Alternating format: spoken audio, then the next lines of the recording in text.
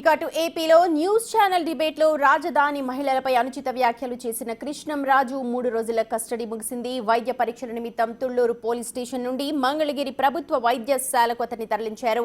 అనంతరం మంగళగిరి న్యాయస్థానంలో హాజరుపరచనున్నారు. విచారణలో భాగంగా కృష్ణం రాజు పలు విషయాలు బయటపెట్టారు. వైసీపీ సోషల్ మీడియా విభాగం ఇచ్చిన సమాచారాన్ని మాత్రమే తాను డిబేట్లో మాట్లాడానన్నారు. రాజధాని మహిళలపై చేసిన వ్యాఖ్యలకు పశ్చాత్తాపడుతున్నానని, వైసీపీ నేతలు తన అకౌంట్లో డబ్బులు ఎందుకు వేశారో తనకు తెలియదంటున్నారు.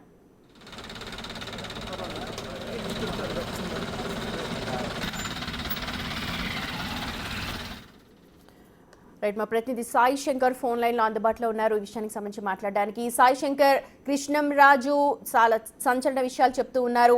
ఆయన ఏదైతే వైసీపీ నేతల డైరెక్షన్ లోనే నేను మాట్లాడాను, ఎందుకు అకౌంట్ లో డబ్బులు వేశారు కూడా నాకు తెలియదు అంటున్నారు. ఇది ఎంతవరకు నమ్మశక్యంగా ఉంది? దీనిపైన రాజధాని మహిళలు ఏమంటున్నారు?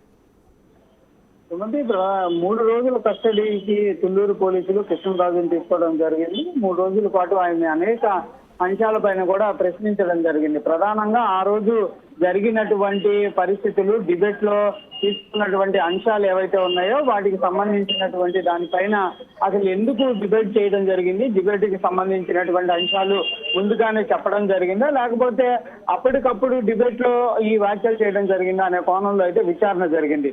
ఈ విచారణ సందర్భంగా కూడా కృష్ణరాజు అయితే అనేక అంశాలను కూడా చెప్పినట్టు తెలుస్తుంది. వైఎస్ఆర్సీపీ పార్టీకి సంబంధించినటువంటి సోషల్ మీడియా వింగ్ సూచనలకు అనుగుణంగానే ఆ రోజు వ్యాఖ్యలు చేసినట్లు కూడా చెప్పడం జరిగింది. దాంతో పాటు ఆయన చేసినటువంటి వ్యాఖ్యలకు సంబంధించిన దానిపైన తాను పశ్చాత్తాపం కూడా గురయ్యాననే విధంగా చెప్తున్నారు. మా రాజధాని మహిళలను ఉద్దేశించే విధంగా నేను మాట్లాడాలనే ఉద్దేశంలో లేను అనే విధంగా కూడా ఆయన చెప్పినటువంటి పరిస్థితి అయితే ఉన్నట్లు కూడా మనకి కొంత సమాచారం అందుతుంది. దాంతో పాటు అసలు ఈ వ్యాఖ్యలు చేయడానికి కానీ, డిబేట్లలో పాల్గొనడానికి కానీ వీటన్నిటికి సంబంధించినటువంటి అంశంలో ఏమన్నా మనీ ట్రాన్సాక్షన్లు ఏమన్నా జరిగాయి అనే విధంగా కూడా పోలీసులు అయితే ప్రశ్నించినటువంటి నేపథ్యంలో వాళ్ళు ఎలాంటి డబ్బులు తీసుకోలేదనే విధంగా చెప్పారు. తర్వాత అకౌంట్ కి సంబంధించినటువంటి డీటెయిల్స్ ను కూడా పోలీసులు ఆయన ముందు ఉంచి విచారించడంతో తాను డబ్బులు ఎట్లా వేశారు, ఎవరు వేశారు అనేది నాకు తెలియదు అనే విధంగా కూడా పోలీసులకి సమాధానం చెప్పినట్లు కూడా పోలీసుల నుంచి అయితే మనకు తెలుస్తున్నటువంటి పరిస్థితి ఉంది. మొత్తంగా మాత్రం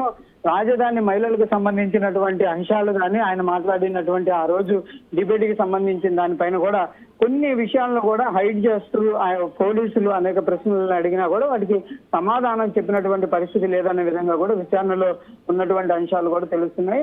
కాకపోతే డిబేట్ కి సంబంధించినటువంటి అంశాలు సోషల్ మీడియా ఆధారంగా జరిగినటువంటి ఒక కీలకమైనటువంటి వ్యాఖ్యలు కూడా చెప్పడం, డబ్బుల ట్రాన్సాక్షన్లు కూడా పోలీసులు గుర్తించిన నేపథ్యంలో కొంత దర్యాప్తు అయితే ఇంకా జరగాలనే విధంగా కూడా పోలీసులు చెప్తున్నారు. మరి ప్రస్తుతం న్యాయవాది ముందు కృష్ణరాజును హాజరుపరుస్తున్నటువంటి నేపథ్యంలో కృష్ణరాజుకి సంబంధించినటువంటి అంశాలపై న్యాయమూర్తి ఎలాంటి చేస్తారు, మళ్ళీ వీళ్ళు కస్టడీకి కూడా కోరేటటువంటి అవకాశం ఉన్నట్లు చెప్తున్నారు పోలీసులు. మరి కస్టడీకి అనుమతిస్తారా, లేకపోతే అనుమతి నిరాకరించేటటువంటి పరిస్థితి ఉంటుందా అనేది కూడా చూడాలి. సొంతి సాయి శంకర్, రాజధాని మహిళలు అంటే వాళ్ళు నిజంగా శిక్ష పడాలి లేకపోతే వాళ్ళు అంటున్నారు, కానీ ఫ్యూచర్ లో ఇలాంటి జరగకుండాలంటే ఏం చేయాలని వాళ్ళు అనుకుంటున్నారు?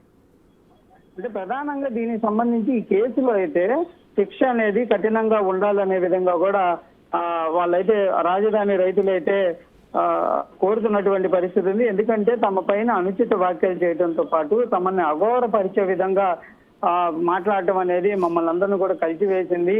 కాబట్టి కంపల్సరీగా క్షమాపణలు కాదు, ఇలాంటి వ్యాఖ్యలు రానున్న రోజుల్లో ఎవరూ చేయకుండా ఉండాలి అంటే మాత్రం వారికి సంబంధించి కఠినంగా వ్యవహరించాల్సినటువంటి పరిస్థితి అయితే ఉందనే విధంగా వాళ్ళు చెప్తున్నటువంటి పరిస్థితి అయితే కనిపిస్తుంది.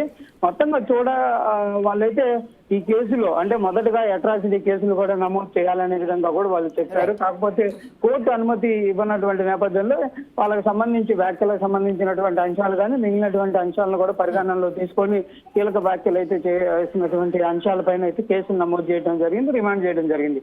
కానీ రాజధాని మహిళలు కానీ అక్కడ ఉన్నటువంటి వాళ్ళు మాత్రం ఈ చట్టాలు అంటే పదే పదే తమని అవమానపరిచే విధంగా జరుగుతున్నటువంటి ఈ చర్చలు, డిబేట్లకి అంకితం పలకాలి. కంపల్సరీగా రానున్న రోజుల్లో అమరావతిని అఘోరపరిచే విధంగా ఎవరన్నా మాట్లాడితే వాళ్ళకి భయం ఉండే విధంగా ఉండాల్సినటువంటి పరిస్థితులు అయితే కల్పించాలనే విధంగా కూడా వాళ్ళైతే డిమాండ్ చేస్తున్నారు.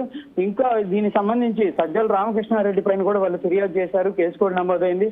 కంపల్సరీగా ఈ అంశంలో ఎవరైతే ఇలాంటి వాళ్ళని ప్రోత్సహిస్తున్నారో వాళ్ళందరూ అందరినీ పైన కూడా కేసులు పెట్టాలనే విధంగా కూడా కోరుతున్నటువంటి పరిస్థితి ఉంది సుమతి.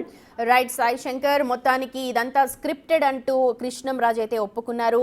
వైసీపీ డైరెక్షన్ లోనే తాను మాట్లాడారని చెప్పి అంటున్నారు. డబ్బులు ఎందుకు ట్రాన్స్ఫర్ చేశారో నాకు తెలియదు అంటున్నారు. పశ్చాత్తాపం అయితే కనిపిస్తోంది. ప్రస్తుతం 3 రోజుల రిమాండ్ ముగిసింది. చూడాలి మరి న్యాయమూర్తి ఎటువంటి ఇన్ఫర్మేషన్ ఇస్తారో మనకు మధ్యాహ్నం తర్వాత తెలుసు.